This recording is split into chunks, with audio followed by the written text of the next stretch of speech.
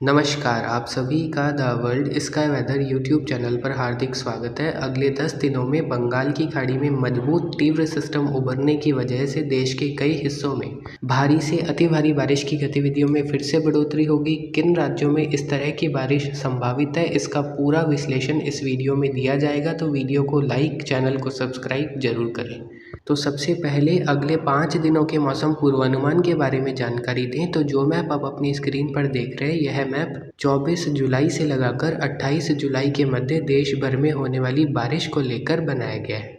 इस मैप को देखकर आप समझ सकते हैं इस दौरान देश के अधिकांश हिस्सों में बारिश की गतिविधियां जारी रहेगी। पूर्वी भारत से लगाकर पश्चिम भारत तक भारी बारिश के दौर भी जारी रह सकते हैं। दक्षिण पूर्वी राजस्थान पर बना कम दबाव का क्षेत्र अभी वर्तमान में उत्तरी गुजरात के हिस्सों पर अवस्थित है और यह सिस्टम अगले 48 घंटों के दौरान इसी इलाके की तरफ रहेगा। इस सिस्टम की वजह से दक्षिणी राजस्थान, उत्तरी गुजरात में अगले 48 घंटों के दौरान कई जगहों पर बहुत भारी बारिश और अत्यंत भारी बारिश होने की संभावना है। इस दौरान गुजरात के अहमदाबाद, डीसा, धानेरा, महसाणा, लुनावड़ा, गांधीनगर और आसपास के इलाकों में भीषण बारिश यानी कि 500 मिलीमीटर से भी अधिक बारिश दर्ज हो सकती है। अगले 48 घंटों में इन क्षेत्रों में कुछ भागों में जो टोटल बारिश का एक्यूमुलेशन होगा वह 1000 मिलीमीटर के आसपास भी देखने को मिल सकता है। तो इस सिस्टम का इम्पैक्ट तो दक्षिणी राजस्थान और गुजरात में अगले 48 से 72 घंटों के दौरान बहुत व्यापक रूप में देखने को मिलेगा। वहीं बंगाल की खाड़ी में एक नया सिस्टम उभरता हुआ देखा जाएगा जो कि 25-26 जुलाई को उत्तरी बंगाल की खाड़ी के हिस्सों पर एक साइक्लोनिक सर्कुलेशन के रूप में उभरेगा। इस सिस्टम के 27-28 जुलाई को एक कम दबाव के क्षेत्र के रूप में बदलने की संभावनाएं काफ़ी अच्छी बनती हुई दिखाई दे रही है।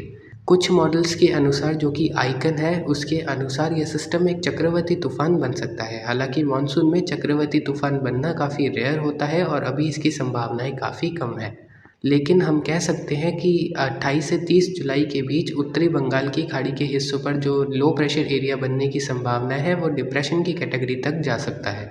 फिलहाल इसकी संभावनाएं 50 से 60% तक बन रही है। जो भी होगा, यह सिस्टम फिर से पूर्वी भारत से लगाकर मध्य भारत तक कई जगहों पर भारी बारिश की गतिविधियां बढ़ाने में मदद करेगा। अगले 5 दिनों के दौरान पंजाब, हरियाणा, दिल्ली, उत्तरी राजस्थान, उत्तर प्रदेश के पश्चिमी और पूर्वी इलाकों में रुक रुक कर मेघ गर्जन के साथ, कहीं बिना मेघ गर्जन के हल्की से मध्यम तो कुछ जगहों पर भारी बारिश के दौर देखने को मिल सकते हैं। स्प्रेड वाइज 30 से 60% इलाके प्रभावित होंगे, यानी कि स्कैटर्ड रेन देखने को मिलेगी और एक्यूमुलेशन भी 10 से 40 मिलीमीटर के बीच डेली देखने को मिल सकता है कुछ भागों में। इसके अलावा बिहार के दक्षिणी भाग, छत्तीसगढ़, पूर्वी मध्य प्रदेश, उत्तर पूर्वी महाराष्ट्र, ओडिशा, पश्चिम बंगाल और झारखंड में अगले 4 से 5 दिनों में कई जगहों पर मध्यम से भारी बारिश के दौर रोजाना देखने को मिल सकते हैं। यहाँ अधिकांश भागों में बारिश का एक्यूमुलेशन 50 से 100 मिलीमीटर तो कुछ भागों में 100 से 150 मिलीमीटर के बीच देखने को मिल सकता है, जो कि काफ़ी अच्छा अमाउंट है। वहीं उत्तर पूर्व भारत के असम, मेघालय, नागालैंड, मणिपुर, मिजोरम, त्रिपुरा और अरुणाचल प्रदेश में भी अगले 4 से 5 दिनों में कई जगहों पर हल्की से मध्यम बारिश के दौर दर्ज हो सकते हैं। उत्तर पूर्व भारत में सामान्य बारिश होने की संभावना है। पूर्वी भारत में नॉर्मल से अधिक बारिश इस समय में कई इलाकों को प्रभावित कर सकती है। मध्य भारत के मध्य प्रदेश और महाराष्ट्र में भी अच्छी बारिश होने की संभावनाएं अगले 4 से 5 दिनों में कई जगहों पर दिखाई दे रही है। वहीं सबसे अधिक बारिश का खतरा इस दौरान गुजरात और दक्षिणी राजस्थान में देखने को मिलेगा, जहां गुजरात के उत्तरी भागों में अगले 48 से 72 घंटों के दौरान 500 से 1000 मिलीमीटर तक बारिश की गतिविधियां दर्ज हो सकती है। शेष तेलंगाना, कर्नाटक के पश्चिमी और पूर्वी हिस्से, तमिलनाडु के पश्चिमी भाग, केरल और जो उत्तर पूर्व और मध्य आंध्र प्रदेश के हिस्से हैं, वहाँ भी 26 से 28 जुलाई के बीच कुछ स्थानों पर मेघ गर्जन के साथ, यानी कि थंडरस्टॉर्म एंड लाइटनिंग के साथ बारिश की गतिविधियां दर्ज होने की संभावनाएं अच्छी खासी बनती हुई दिखाई दे रही है। तो कुछ इस प्रकार अगले 5 दिनों में देश के कई हिस्सों में बारिश के दौर देखने को मिलेंगी। उत्तर भारत में रुक रुक कर बारिश का दौर देखने को मिलेगा। बहुत बड़े पैमाने पर तो बारिश होने की संभावनाएं उत्तर भारत के जम्मू कश्मीर, हिमाचल प्रदेश, उत्तराखंड, पंजाब, हरियाणा, दिल्ली, उत्तरी राजस्थान और उत्तर प्रदेश के पश्चिमी हिस्सों में अगले 4 से 5 दिनों में दिखाई नहीं दे रही है। लेकिन जो स्कैटर्ड स्पेल होंगे वही इन भागों में 10 से 40 मिलीमीटर की बारिश कुछ इलाकों में करवाते हुए देखे जाएंगे, जो कि अगर ओवरऑल देखें तो एक अच्छा बारिश का पैटर्न है। पूर्व भारत में अच्छी बारिश की गतिविधियां जारी रहेगी। बिहार, झारखंड, छत्तीसगढ़, ओडिशा, पश्चिम बंगाल, पूर्वी मध्य प्रदेश और पूर्वी महाराष्ट्र में झमाझम बारिश के दौर अगले 4 से 5 दिनों में कई इलाकों को प्रभावित कर सकते हैं। अंडमान एंड निकोबार आइलैंड के उत्तरी भागों में भी इस दौरान भारी से बहुत भारी बारिश होने की संभावनाएं हैं। तो यह तो पैटर्न था अगले 5 दिनों के लिए। अब उसके बाद होने वाली बारिश के बारे में जानकारी दी जाए तो जो मैप आप अपनी स्क्रीन पर देख रहे हैं, यह मैप 29 जुलाई से लगाकर 2 अगस्त के मध्य देश भर में होने वाली बारिश और बनने वाले वेदर सिस्टम्स को लेकर बनाया गया है।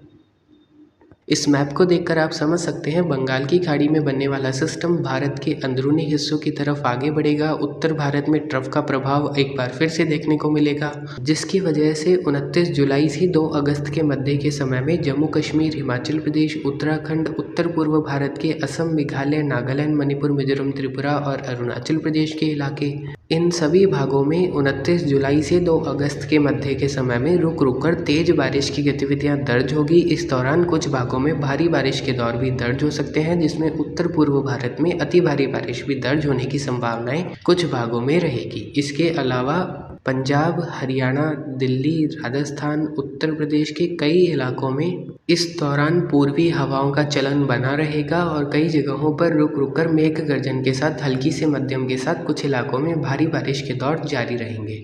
ओवरऑल एक्यूमुलेशन इन भागों में 40 से 100 मिलीमीटर के बीच इस समय में दर्ज हो सकता है। बंगाल की खाड़ी में उठे सिस्टम के कारण ओडिशा के उत्तरी मध्य इलाके, छत्तीसगढ़ के पूर्व, उत्तर पूर्व और मध्य क्षेत्र, पूर्वी मध्य प्रदेश, दक्षिणी उत्तर प्रदेश में इस समय में भारी से बहुत भारी बारिश और कुछ जगहों पर अत्यंत भारी बारिश होने की संभावना है।